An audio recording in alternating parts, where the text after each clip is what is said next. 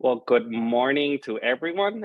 My name is Frederic Velez. I'm the National Director of Civic Engagement for the Hispanic Federation, and I want to welcome you to today's charla, making a plan for the 2022 elections. As y'all know, or you probably should know, the elections are right around the corner. So we are very excited that we have this amazing panel of experts who are gonna get us through a couple of things, including why it's important to make a plan to vote, and what are some of the resources that are available for you to know exactly how you can vote in your state, and to make a plan, right? So that you can figure out what's the best way to vote. We do want to thank AARP for sponsoring this charla. They've been amazing partners throughout this election cycle. They have some amazing resources, and I want to pass it along to Isabela Ruiz, the Strategy and Integration Manager for AARP, who is gonna give us a welcome message. Hi, Isabela, how are you? Hello, Frederick, and thank you. Good morning, everyone. I'm very excited to be here today. I want to thank you all for joining us, and thank you so much, Frederick, for the opportunity to be a part of this very important conversation. I'm Isabela Ruiz, Strategy and Integration Manager in AARP's Advocacy, Engagement, and Inclusion team.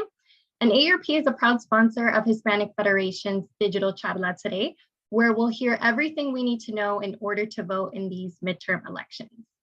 It is AARP's privilege to work with Hispanic Federation to advance civic engagement within the Hispanic Latino community. AARP is the nation's largest nonprofit, nonpartisan organization dedicated to empowering people to decide how they live as they age, with nearly 38 million members nationwide. We work to strengthen communities and fight for the issues that matter most to those over 50. People over 50, including millions of Hispanic Latinos, are our nation's most powerful voters. And don't forget that each of us has the power to influence and to be the deciders in these midterm elections. Whether you prefer to vote on election day or before, AARP is here to support you with accurate, localized, and up-to-date voting information so that you can make your voice heard and vote. I encourage you to visit aarp.org/vote or aarp.org/vota in Spanish for key voting information and deadlines in your area.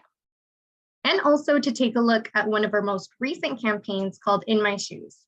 It features older Americans in their own words, visualizing the challenges they face every day while urging candidates to listen to them and address their concerns. I invite you to visit aarp.org/inmyshoes to learn more and share your story. Remember that your vote is your voice, so let's get out and vote on November 8th. Vayamos a votar. And with that, I'll turn it back over to you, Frederick. Thank you so much for having us. Thank you, Isabela. And again, thank you to AARP. I've been looking at the state voter guides when I, need some information in maybe some of the states that HF is not in. I think I was telling you that we got a call from someone in Arkansas, and we actually referred them to the AARP state voter guide. So if anyone wants to look at them, they're very, very good. They have the QR code here where you can access them. So thank you, Isabela. Thank you. So today we have, as I mentioned, an amazing group of panelists. So first, we have with us Julio Rivera, who's the Deputy National Civic Engagement Director for the NALEO Educational Fund. Good morning, Julio. How are you? Good morning, Frederick. Very excited to be here today and talk about this exciting time voting. Thank you. We also have with us Jose Perez, the Deputy General Counsel for Latino Justice PRLDEF. Good morning, Jose. Buenos dias, Frederick. Good morning, everyone. We also have with us Mireya Navarro, who's the Editor-in-Chief of Brennan en Español. Good morning, Mireya. Good to see you. You too, Frederick. Hi, everyone. Happy to be here. And last but certainly not least, we have Ricardo Negron, who's the Florida Campaign Manager for All Voting is Local. How are you, Ricardo? Good morning, Frederick. Good morning, all. Very happy to be here. Well, so as I mentioned, we have this amazing group of panelists. We're going to go through a couple of questions that are going to be focused on how to make a plan to vote. But first, I do want to talk about something that's very important, because in here, I think the people that are in this chat, the organizations that are in this charla, we like to make sure that people have as accurate as information as possible when it comes to election. And one of the worrying trends that we've seen is kind of like the growth of misinformation and disinformation. especially among the Latino communities. I've actually seen some WhatsApp group chats that are kind of like crazy, the information that you see there. And I know that a lot of the organizations here have been fighting that. In fact, the Brennan Center and Brennan en Español, that Mireya is leading right now, have been throwing out a campaign to fight misinformation in Spanish. I was very, very excited to see that because sometimes we're forgotten in these things. So Mireya, can you talk to us a little bit about the need for this type of campaign and some of the examples of misinformation and disinformation that you're seeing? Sure. Yes, well, disinformation is a big problem in English and Spanish. And the Brennan Center is trying to inform the public in both languages about the facts. One thing that makes Latinos as a population more vulnerable is the fact that they are a big chunk of the newly registered voters, the largest share actually. So there are many young voters and new citizens who will go to the polls for the first time and may have more of a challenge navigating all the information and misinformation that we are all exposed to. And to make matters worse, many states have passed new voting laws that impose new restrictions on registering to vote and casting a vote, like voting by mail, or deny language assistance to voters whose main language is not English. So all these restrictions disproportionately affect Latinos and other growing communities of color. And in fact, Latino voters are often the target of these laws because they are driving the country's growth, as the last census showed, and have huge potential political power in many areas of the country now. So having to cope with new voting rules this year has added even more confusion. A major theme that our experts monitoring this information see is election security. Many candidates in the midterm elections are Trump followers and deny the results of the 2020 election to this day. So, and in Spanish, there is also chatter that draws similarities to election fraud in some Latin American countries. So much of the our counter messaging is to point out the protections that make the vote in this country trustworthy.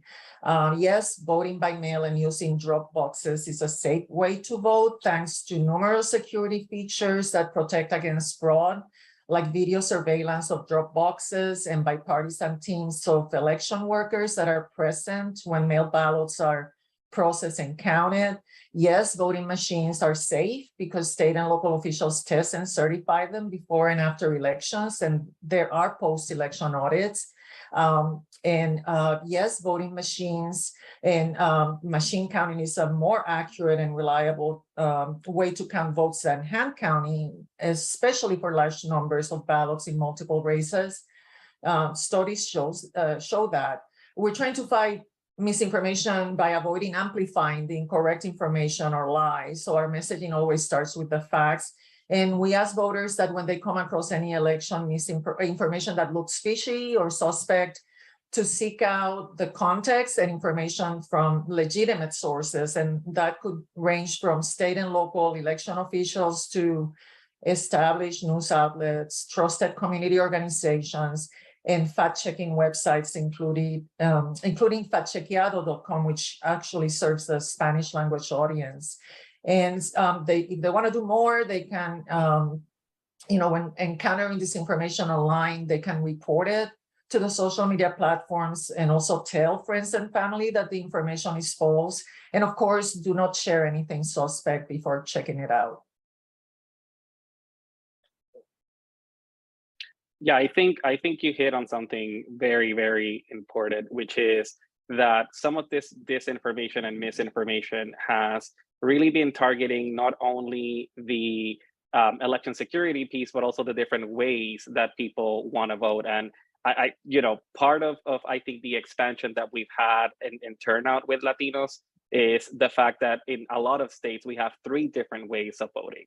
And I want to bring in Julio so that we can talk about those 3 options, right? We can vote by mail in most states, we can vote early in most states, and we can vote on election day. And sometimes what we hear is like, don't vote by mail because it's not secure. I only want to vote on election day. So Julio, can you take us across those 3 options? What are some of the differences? But most importantly, like, why would someone actually benefit, for example, voting by mail or voting early? Yeah, thanks, Frederick. And you know, there have been multiple options for voting for a long time now, depending on which state you lived in. But we really saw a expansion of voting options since the pandemic.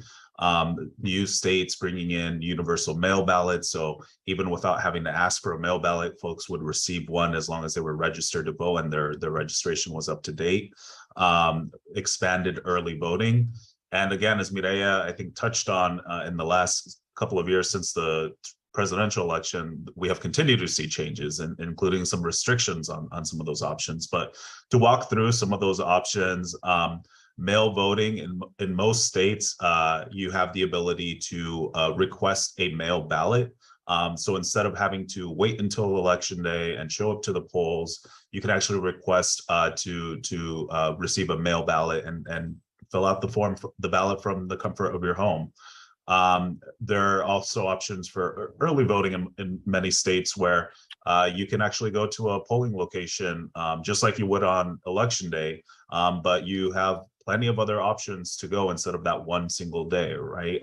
In New York, for example, early voting is going to be starting this Saturday. So folks will have about 10 days to be able to go to a polling place in person and cast that ballot. And then, of course, there's always election day. That's the most well-known one. That's always an option as well for folks that like to do it that traditional way. Some of the benefits from doing it early voting or mail voting, again, giving you the comfort of being able to fill out your ballot from home, mail it, and you don't have to deal with any crowds. Early voting is also a great way to beat the lines and not have to rush on election day and potentially have to wait in line when everybody else is trying to vote. And as Mireya mentioned, you know, all of these methods of voting they're tried and tested, they're secure. There are plenty of security measures that are taken to make sure that your vote is counted. In many states, there is a way for you to actually track your ballot if you request a mail ballot, so you know when it's picked up, when it's received by the elections officials, and when it's been counted. So plenty of great benefits to taking one of these other options. I think that's great. I personally voted by mail in some elections. I voted early on Saturday because it started in Miami, and I wanted to make sure that I cast a ballot as quickly as I could. And Julio, you spoke a little bit about some of these challenges that we've been facing, some obstacles that have been put in front of voting, some of these laws regarding elections that have changed. And Mireya also spoke about some of those challenges when it comes to misinformation and disinformation. And for me, it was disappointing to see after 2020 that there was movement to kind of like put these obstacles towards voting. The good thing is that we have groups like Latino Justice who have been working for decades to make sure that we can protect voters' rights during the elections. Jose, can you talk to us about that election protection work that you do, and also possibly how people can get involved in this? Again, I want to first off thank AARP and Hispanic Federation for organizing this informative session on voting rights. We all need to be ready. We all need to make plans to make sure that our community is ready, mobilized, and exercising their constitutional right to vote. Hispanic Fed has been a long partner, Frederick, as you know. You mentioned again this backlash after the 2020 presidential election results that we saw. Instead of an opportunity to make voting easier or more accessible to the masses, and particularly non-English speaking voters, we saw this the opposite effect. More restrictions passed in states like Florida, Georgia, Texas, North Carolina, among many others. I'm doing that. Latino Justice has for over 2 decades worked with national partners, among them the NALEO Educational Fund, with their Veivota election protection hotline. We've trained, recruited, and staffed and overseen bilingual volunteers answering that hotline here in New York City for many years with NALEO. We work with the Lawyers Committee on their Fair Elections election protection hotline, which is more geared towards lawyers and law firms and recruiting legal volunteers to either answer election questions on election day or going out to poll sites. In 2016, Latino Justice developed our own bilingual Spanish language volunteer program. Ricardo, who you see on the screen, a former Latino Justice colleague, helped really run this program the past few years before moving on to bigger and better things that all voting is local. But what Latino Justice has done is recruit and train particularly bilingual lawyers, students, professionals to be our eyes and ears on election day, and particularly now with expanded early voting opportunities. As much as we would like to, we can't be everywhere. In 2016, we were in, I think, like 12 states. This year, we've scaled it back as we did in 2020. We're focusing on 4 states, Florida, Georgia, Pennsylvania, New York. Even a place like New York, sometimes there's, how shall we say, irregularities or challenges. There's not enough language, there's not enough Spanish language interpreters on those polling sites in those neighborhoods where our community members reside. So by volunteering for Cada Vota Cuenta, every vote counts.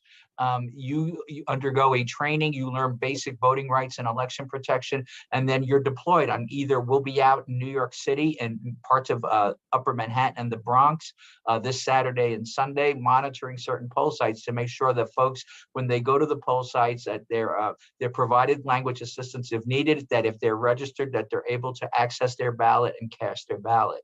So these are one of the ways that I think, again, those who are tuning in and viewing, if they're interested in either, again, there are different opportunities. You can be trained and answer a hotline, but if you want to be where the action is and go out to the poll sites, sometimes it's a little crazy in places like Florida and Georgia where you have deputies or others. We know there's a growing, Mireya mentioned, this backlash, again, this voter disinformation. Well, we've seen hands-on that there are efforts to intimidate and prevent voters from voting by recording them, their license plate, their cars and things. We saw this week, again, Voto Latino with partners filing a lawsuit in Arizona against Maricopa County, where some of these groups are engaged in that. We've seen this again, that local sheriffs or deputies or law enforcement are out there. Again, it's trying to create this hostile effort to suppress our community's right to vote. They're trying to intimidate them. And Latino Justice will do everything in its power to ensure that our rights are protected and that our citizens, our voters, can cast their ballots. So you heard it here. If you need to or want to volunteer in making sure that we can protect our elections, you can go over to the Latino Justice website, where you can click on the Cada Voto Cuenta program and put your information there. As you were talking, Jose, you reminded me of a conversation we were just having before starting this, that Ricardo was reminding me that apparently elections don't end on election day. That's something that I think a lot of us forget. 2020 kind of like opened up the door for all the people to realize that there's this counting of votes that happens and certifying the results that happen after election. I think your team is telling you, Ricardo, that you have to keep working at least until November 22 on this election. So can you talk to us a little bit about those efforts? Because I really want to learn more about how people can volunteer and help out to make sure that that this process is done in the correct way and protects democracy, right? Yeah. Frederick, obviously we're always talking about, get out the vote, get out the vote, get out the vote, make sure your vote counts, and you have till 7 p.m. on November 8th to make your way to the polls. And of course, don't leave it to like the last minute. We have different options, right, that we can make our voices heard through voting. Right now here in Florida, early voting started in at least half of the counties already, and by Saturday, every county will be offering early voting. We have vote by mail. Have election night, but then it's not over right then. On election night after 7 p.m., that's the last time for your vote to come in, but the process doesn't end there. As I'm being reminded by a lot of people here in Florida, election night is returns night, but we don't get the actual official certification of the election at least here in Florida, until November 22nd. So that means that after 7 p.m. on November 8th, there's a lot of counting that happens. The canvassing of the vote by mail ballots. There's time for those that had an error in their vote by mail ballot to be able to cure it. If they didn't sign their envelope, if there was a mismatch of the signature, there is some time so that they can make their votes count. And then after that, all of that goes again, that's still counted. There's time for overseas ballots to come in. That happens an additional 10 days after election day. So those votes have to come in, have to be counted, right? And then after that, the county has to certify the election at the county level, and then it goes to the state. So it's a very long process. And what we're getting in the process are some preliminary results, right? And when people start celebrating, whether it's November 8th or the days to come, that's still not the final certified result.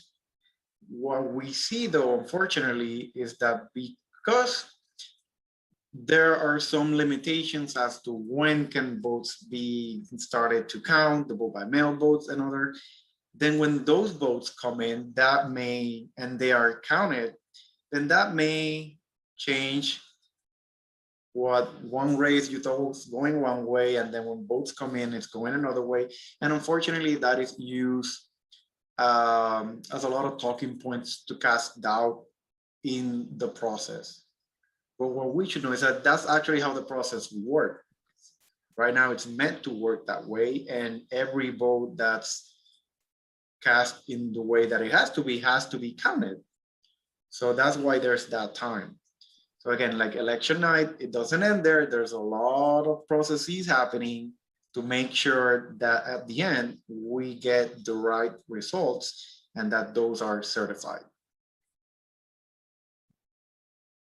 Wow. So basically, we gotta stay looking. We gotta make sure that we're looking at the results not only on election day but through November, making sure that all the votes are counted. One of the first things that I learned when I started working in 2012 on these were the military overseas ballots. So even you reminding me that we need to give ample time to our military, to people serving in the military to be able to vote as well. It's something that, again, I think a lot of people forget about it, because these elections are always, I think, especially the midterm ones, are not on people's minds all the time.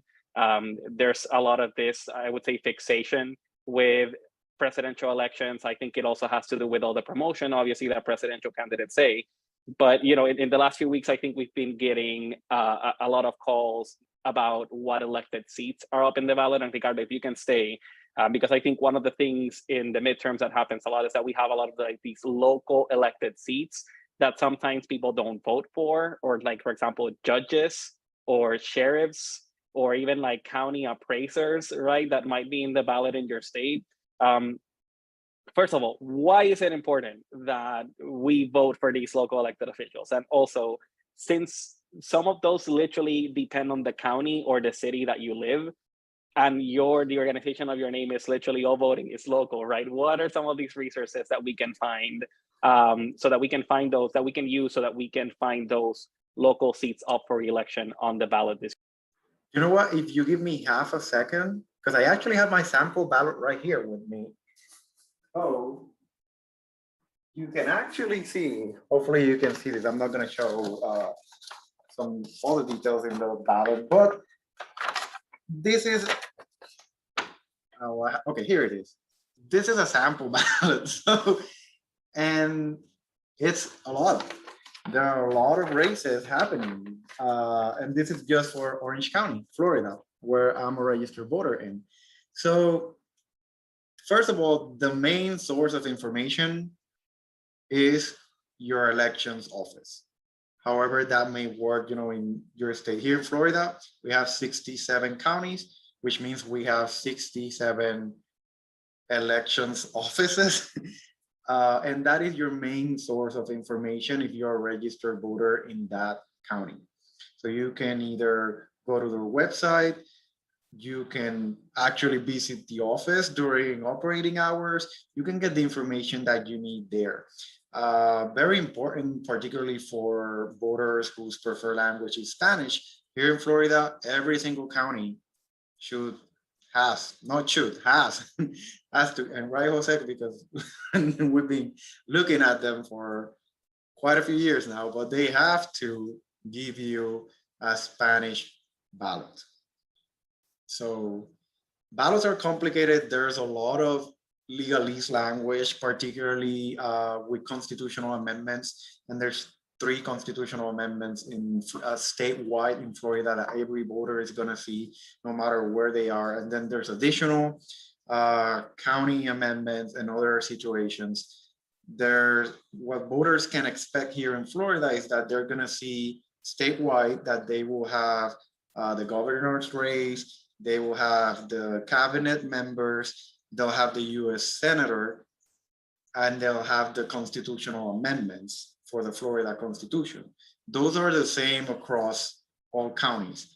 But then where the ballots are going to be different, it's by those local races, as you mentioned before, Frederick. So those may be city races, county races, members of Congress, of the House, which are different by district, and then other like more local ballot initiatives.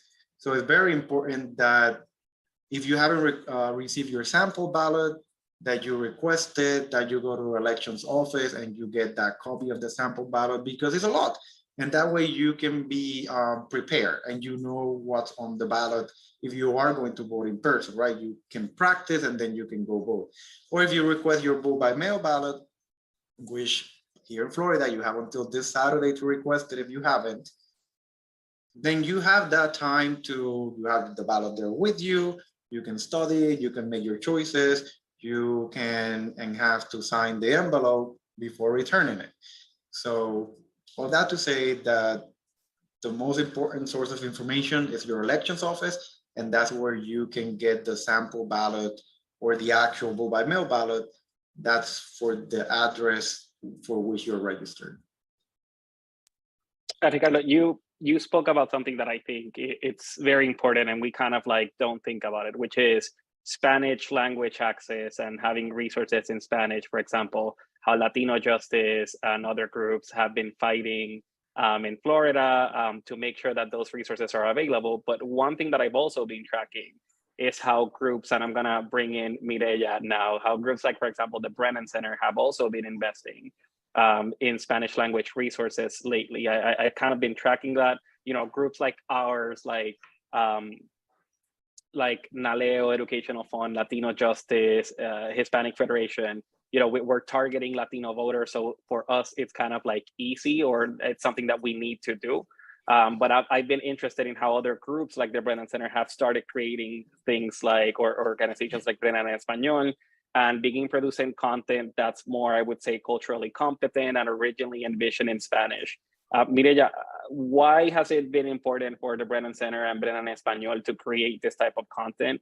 And how other organizations can you talk to us also about how we can use that those amazing reports and information that you've been putting out in Spanish as well? Sure. So we officially launched the Spanish website in last April, but our Spanish efforts really began right before the 2020 census and presidential election, when we started translating Brennan work that was particularly relevant to Latinos. At the time, we had a lot of research and advocacy going on around keeping the citizenship question out of the census form. If you know, I'm sure you all remember those dark times. And that was a fight that Brennan, you know, where the Brennan Center joined forces with Latino organizations that are our allies often in advocacy and litigation, like Latino Justice, PearlDev and MalDev and NALEO. And for the presidential election, our public education focused on informing voters about how to vote by mail, about the laws protecting them from Trump's intimidation threats, and about what to expect election night so that any delays in counting the vote and posting results would not be taken as a sign of trouble or fraud, for example. So the initial goal of those translations was frankly to serve the parallel universe of Spanish language media, especially national media like Univision or Univision, but also the network of hundreds of much smaller print and online publications at the regional and community level. And that parallel universe exists because more than 40 million people in this country speak Spanish, and millions of Latino voters speak only Spanish. So it is critical that language is not an obstacle to their full participation in our democracy. And what we're trying to do in Spanish is really provide trustworthy information in a more accessible form. We found that the reaction to our media outreach efforts from Spanish language and bilingual press was very good, and that they welcomed our press briefings and opinion pieces and you know, from Brennan experts. And then we partnered up with Latino organizations like Hispanic Federation and others who are doing the same type of voting rights and public policy work to share our resources and social media campaigns, co-sponsor panels and events, and reach bigger audiences, especially to fight disinformation. The kind of partnership, that kind of partnership is essential. And we found that even news outlets that tend to be very competitive when covering a news story are getting together and forming alliances to debunk lies and disseminate the facts. We offer our Brennan Center resources to anyone who wants to use them through our website, brennancenter.org. And you add the /es and you get Spanish. And it doesn't matter if you happen to be on the English website or the Spanish website, there's a button at the top that says Espanol or English, and you can go back and forth between the content in both languages. Well, I'm certainly happy that the Brennan Center and Brennan Español have been investing in those resources. I've certainly used it myself. I remember that video that you came out with gerrymandering that hit so close to my heart, because we've been trying, I think a lot of us here, to translate the word gerrymandering into Spanish. And sometimes that's the type of work that we need to do, right? Making sure that we're doing translations that are culturally appropriate, that our people can understand. And sometimes also saying, like, this is a word that comes from English, so this is the thing that we're gonna use. I thought that it was very amusing, and I really hope that we're gonna be able to see a lot of content like that in the future. And you know, part of what we're trying to do in this chat is making sure that people understand and our community understands the importance of going out to vote. I think that sometimes, as I alluded to earlier, we fixate a lot on the presidential elections as the only one that matters. But the reality is that all across the US, people will have on their ballots important positions, or I wouldn't say important positions, right? Because I think every elected position is important for everyone. But I would say bigger positions like a US senator or a governor, right? But then if you look at those ballots, it can go, you can also have mayors and sheriffs and judges in the ballot. But again, for some reason, voting turnout kind of always drops during this midterm. So Julio, as someone who is working on these election cycles on off and off election years, what are your thoughts, or like, what does NALEO like to talk to voters about to motivate them to participate? Why is it important for us to cast a ballot in 2022, just as we did in 2020? Right. I think we could sum it up in, and there are no off-year elections, right? Every election is an important election, and while presidential elections get a lot of attention, and yes, of course, the president in that office is incredibly important, we have just as many important positions on in the 22 election and on your ballot this year as we did back in 2020. As we've already talked about, we're voting for positions such as governor, lieutenant governors, senators, Congress, your mayors, your council members, your sheriffs. And as Ricardo mentioned, we're also voting on things such as constitutional amendments, ballot propositions. So this year, in the next couple of weeks, we have the opportunity to make decisions on things that are going to affect our lives right now, that will immediately change the law, or elect new leaders that will have a very direct impact on our lives, on our safety, on our economies, and our local communities. And so I would sum it up that way, right? That there is no such thing as an off-year election. All these elections really are important, and that's what we try to. That's the message that we try to get across to folks. So yeah, we see less attention to these types of elections, but it doesn't mean that they have any less importance to them. So we encourage folks to get educated about what is on their ballot, to reach out to trusted organizations such as the ones on this panel if they do have questions or if they need guidance, and ensure that they know the best way to be able to participate in the next couple of weeks. Thank you, Julio. And you know, let's say that someone followed all of our advice here, right? They studied their ballot, they took out their sample ballot, make sure that they did everything that they needed to do, check where their polling place was.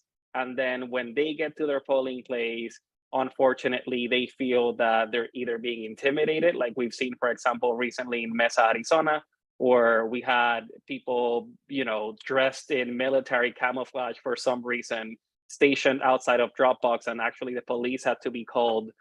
So this is something that we're not hoping that continues to happen, but that we have to prepare for.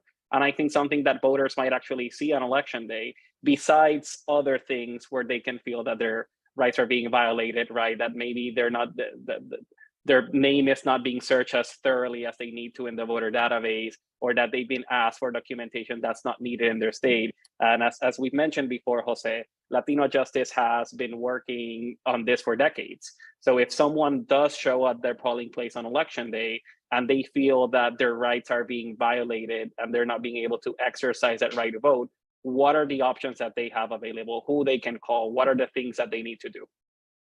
Yeah, so the thing is not to be discouraged. Again, there may be obstacles, intentional or inadvertent, but either way, not to be discouraged and to be insistent. If you've taken the time to go to your polling site, and again, the types of obstacles, again, you know, as we know in the Latino community, Latin America, we use sometimes our mother's maiden name, or we have double surnames. So again, when you go there to register and you see, oh, your name is not on the polling book, oh, it's there.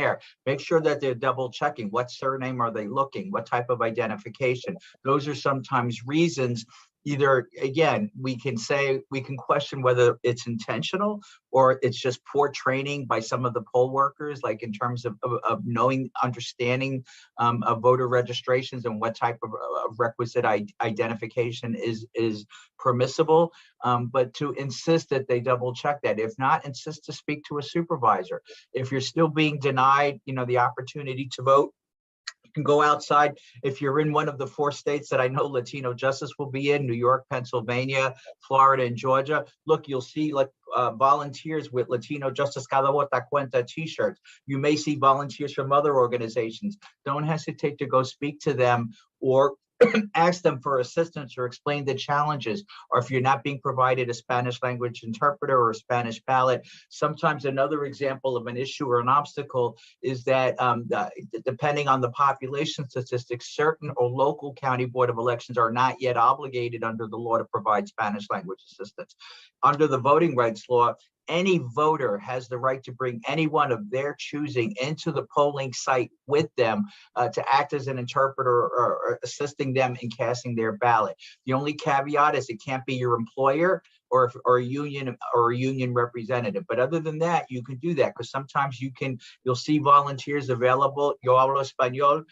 If you need assistance for somebody to do that, and they can go in and assist you in interpreting or translating. So what else can you do? Ask them to intercede. We mentioned earlier some of those hotlines. NALEO has the Ve y Vota hotline. The Lawyers Committee has I wrote it down so I make sure I don't forget, right? Election protection, 1-866-ARROW-VOTE, 1-866 OURVOTE, English and Spanish, whatever your language you're more comfortable with. And there are in other languages as well that you can call, speak to an election protection volunteer, explain the difficulties you have. If there are, they can help perhaps walk you through. They can contact the local or state board of elections. If there are improprieties or challenges, the machine is broken, there's no interpreters, they haven't opened up on time. We've heard all of these various excuses over the years, and see if they can take action. If they have volunteers on and you don't see anybody outside, they'll try to direct them to go to that polling site.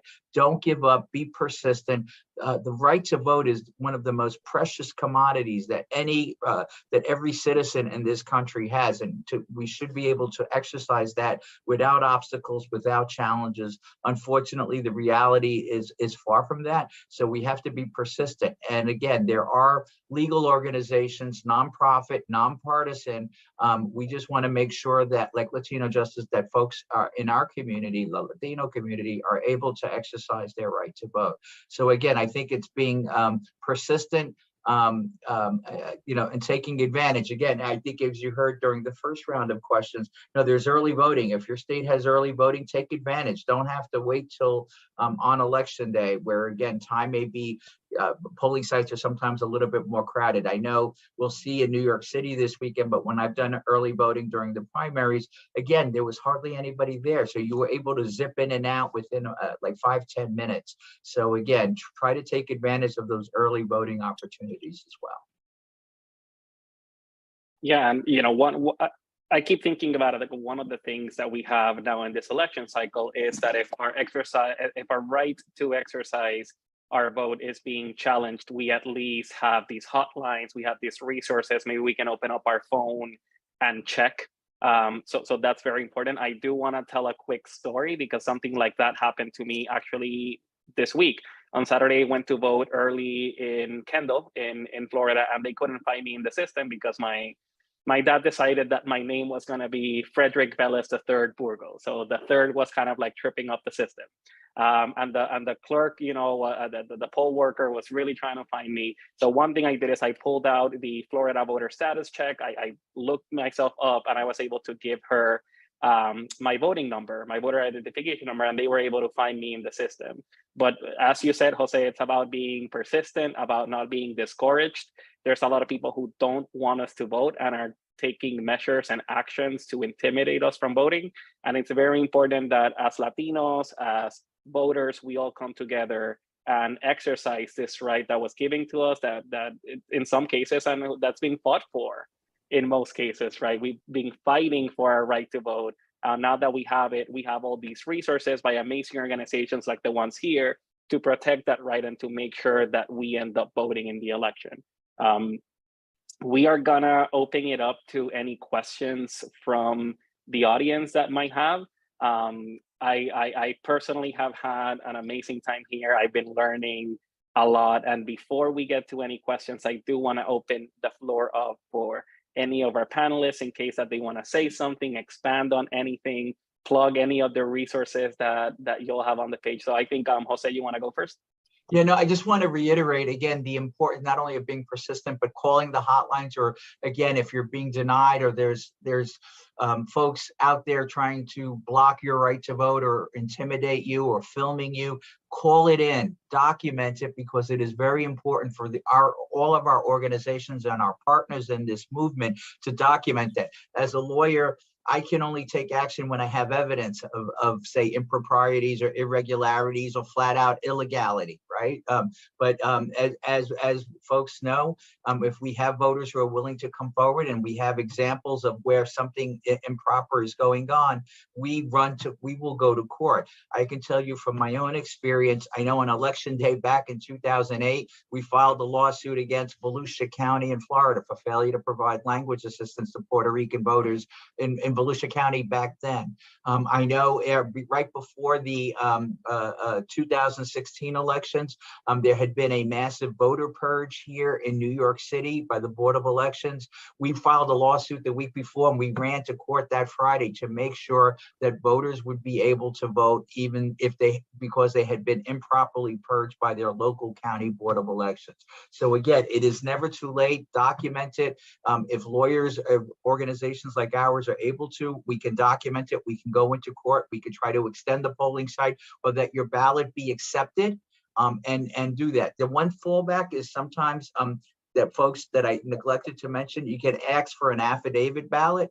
Again, if they're challenging that you're not on the voter registration polls, ask that you cast an affidavit ballot. And this way you can fill that out. That only gets counted again if in fact the election is close enough, and then they go back and check and count those. But that's one way of preserving or documenting that you were there, you insisted they were not letting you vote, and you filled out that affidavit ballot. I don't know if Julio, Mireya, or Ricardo want to add something. I echo everything that Jose just said. Again, we do have our own hotline, 888-BEI-VOTA.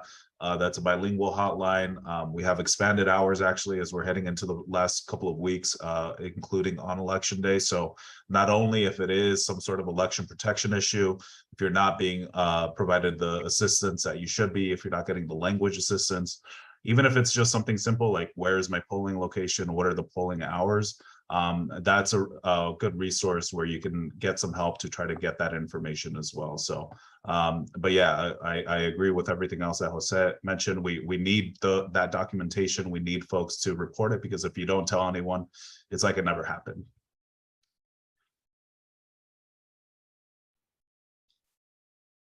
Totally agree with what's being shared. And I also wanted to add that particularly here in Florida, we've seen many voters that were impacted by the passing of Hurricane Ian through the state.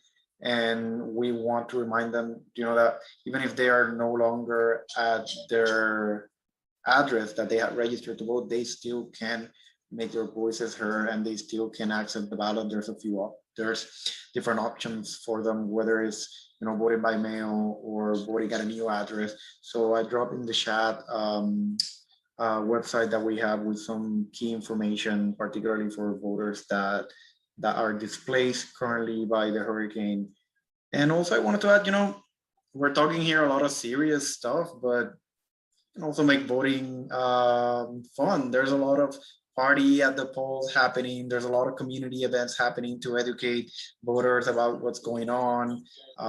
Caravanas to voting places, where you can just and that's one of what I love about early voting here in Florida is that you can go to any early voting site in your county.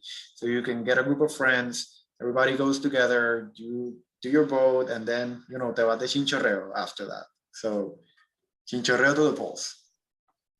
Well, I know that in Pennsylvania, there are some caravanas that are going to be happening next weekend. I know that in North Carolina, there's kind of like a Chiva Colombian bus that will be motivating the vote. So you're right, Ricardo. Part of what we need to do is make sure that we turn this into a celebration, right, of our right to vote. And the 32 and growing million Latinos living in the United States that have that right, and that we're hoping will exercise it in the next 10 days, right? So I do want to thank everyone for being here and giving us from your time. I want to thank AARP for sponsoring this chat and helping us organize it. And again, I want to thank All Voting is Local, Brennan en Español, the NALEO Educational Fund, and Latino Justice, and our amazing panelists for being here. Y'all can go to all of their websites and have a lot of information, both in English and Spanish, about voting and all the other things that these amazing partners work on. At Hispanic Federation, we also have a website called La Voz de Mi Gente, where you can go and also get some information on voting in your state.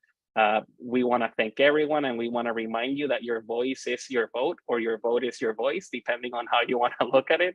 And it's very, very important that we go and exercise our right to vote, because that's one of the ways that our community will have the power that we need, the representation that we need, and that will also get the attention of local elected officials who, well, all elected officials actually, who make decisions that impact our daily lives. So again, if you haven't made a plan to vote, you can access all of our resources. You can call all the hotlines that we mentioned, and we're gonna help you make sure that you have everything that you need to cast your ballot on or before November 8th. So have a great day. Thank you for being here. And thank you to our panelists for this amazing charla that we had.